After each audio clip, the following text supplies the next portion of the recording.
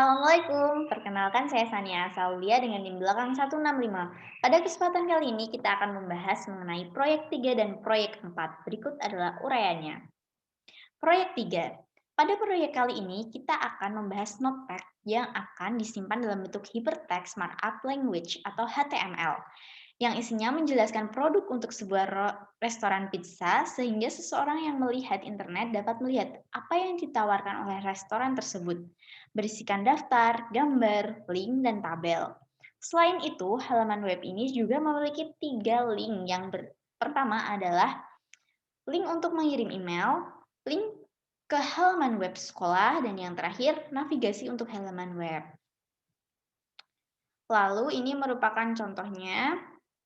Dan dalam dokumen HTML ada dua bagian. Yang pertama adalah kepala, memberikan informasi mengenai peranti lunak browser web, mencakup judul halaman web yang ditampilkan paling atas pada baris biru di browser web. Informasi lain dapat dicantumkan di bagian kepala untuk sebagai catatan mengenai penulisan halaman tersebut, kata kunci yang akan berguna dalam pencarian web, dan lain-lain. Bagian yang kedua adalah tubuh, memberikan mengenai apa yang akan dilihat oleh pengguna di layar, berupa gambar tabel daftar dan link. Dan tertulis perintah HTML. Tersedia berbagai panduan HTML. Contohnya yaitu pada 2Key Communication memberikan serangkaian tutorial dan instruksi HTML di www.2keyweb.net/html tutorial dan juga ada di W3 Schools yaitu di www.w3schools.com/html. Lalu dalam membuat notepad nantinya kita akan membuat seperti pada figur di samping. Nah, untuk membuatnya yang pertama adalah buka notepad dan membuat dokumen baru. Pilih start dan subperintah programs. Lalu ketikkan dari baris pertama hingga baris kelima seperti ini tanpa menuliskan line numbernya. Dan juga sebelum selesai seluruh instruksi yaitu dari HTML sampai /HTML kita tidak boleh membuka web ini.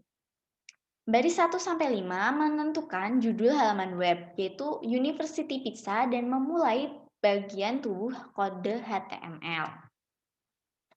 Lalu pada baris 6 adalah penentu tempat, yaitu tempat di mana web di kursor akan ditempatkan.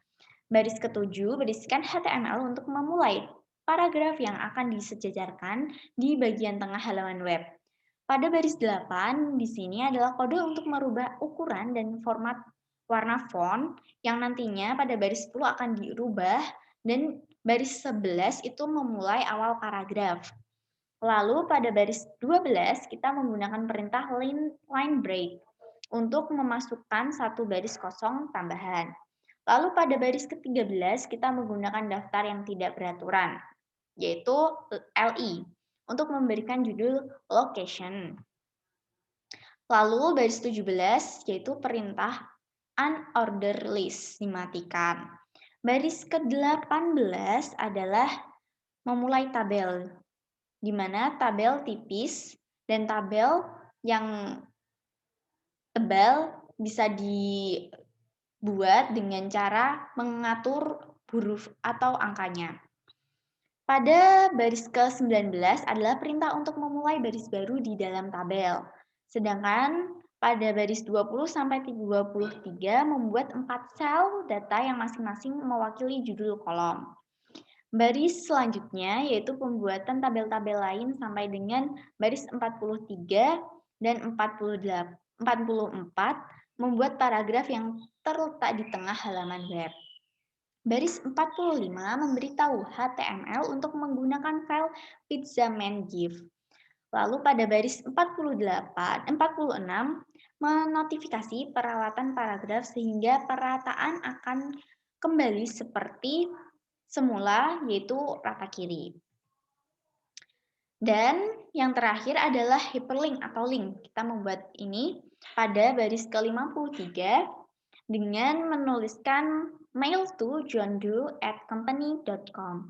Segmen memberitahu browser web untuk membuat link dengan piranti lunak komputer dan memasukkan johndoe@company.com sebagai alamat penerima email. Pada baris 56, berisikan hyperlink yang kedua adalah situs web fiktif, di mana alamat web harus dilengkapi, ditulis beserta HTTP agar dapat dibaca. Dan baris 59 membuat hyperlink dengan poin referensi baris ke-6 yang artinya memberitahu browser web bahwa hyperlink berada di dalam halaman web. Lalu dua baris terakhir yaitu 60 dan 61 untuk mengakhiri HTML sehingga browser web dapat menerjemahkan halaman web dengan benar. Nah, untuk menyimpannya, Notepad akan secara default menyimpan dokumen teks dan ekstensi file txt akan ditambahkan secara otomatis pada name file. Jika file tersebut disimpan dalam bentuk teks, browser web tidak akan menerjemahkan dokumen teks. Pilih file diikuti Save As, masukkan nama file seperti University Pizza HTML, sehingga muncul figur 4-3. Jika Anda tidak memilih all files sebagai jenis file halaman web tersebut tidak akan bekerja. Dan lebih parah lagi, ekstensi txt akan ditambahkan di akhir nama file. Berikut ini yang harus diperhatikan adalah save as type yaitu all file dan encoding itu ANSI. Lalu selanjutnya, melihat halaman web. Nah, tanpa menutup program Notepad, bukalah browser web dan pilih perintah file diikuti subperintah open. Ketikkan nama file atau browser untuk menemukan dan klik tombol OK. Halaman web Anda akan muncul pada browser lain. Jika perlu untuk mengedit perbaikan, pilih editor Notepad lagi. Editlah kode HTML dan simpanlah dokumen tersebut kembali dan pastikan jenis file adalah all file. Buka lagi browser web dan pilih perintah view, diikuti dengan perintah refresh. Kelebihan dan kelemahan penggunaan Notepad, yaitu kelemahannya ada dua. Pertama adalah keharusan untuk mempelajari perintah-perintah HTML dan proses pembuatan kode. Yang kedua adalah pengkodean di Notepad memakan banyak waktu. Sedangkan keuntungannya yaitu yang pertama, kode yang dibuat itu efisien. Dan yang kedua adalah manajer dapat lebih memahami bagaimana halaman web bekerja. Selanjutnya kita akan membahas proyek 4.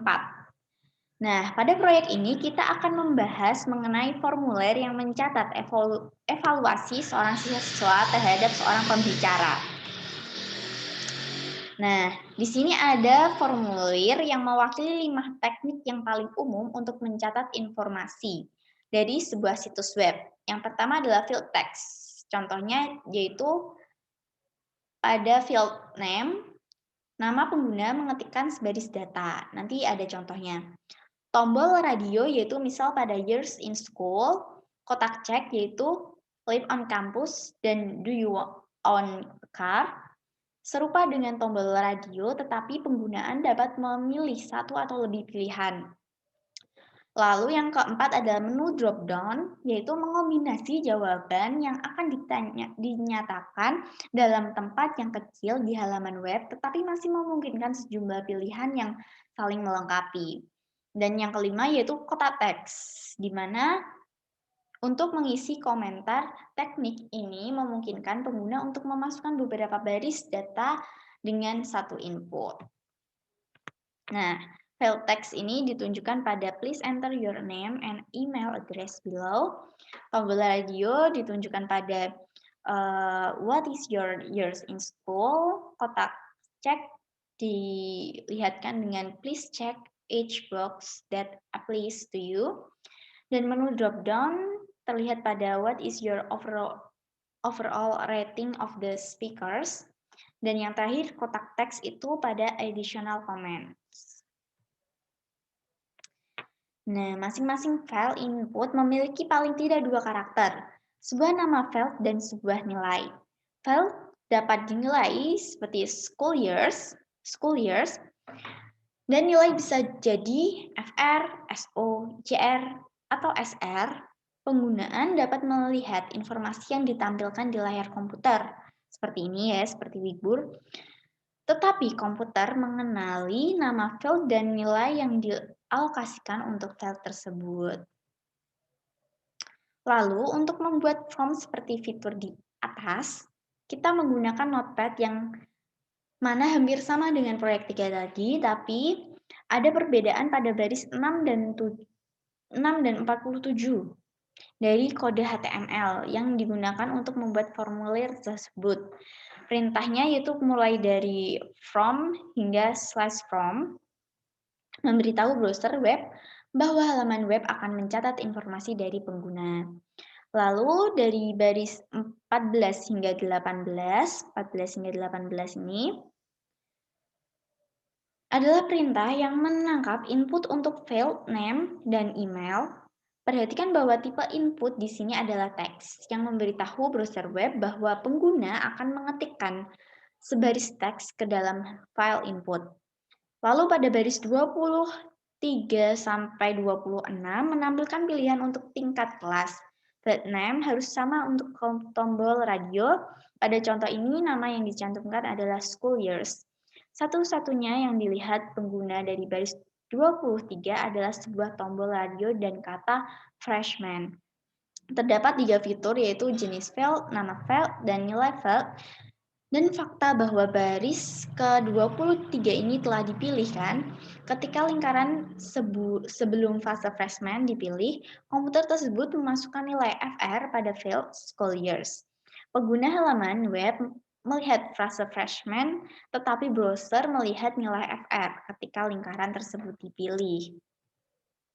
Lalu tombol radio digunakan untuk pilihan eksklusif, di mana jumlah pilih yang terdiri batas, sedangkan kotak cek harus dipilih ketika seorang pengguna dapat memilih lebih dari satu pilihan.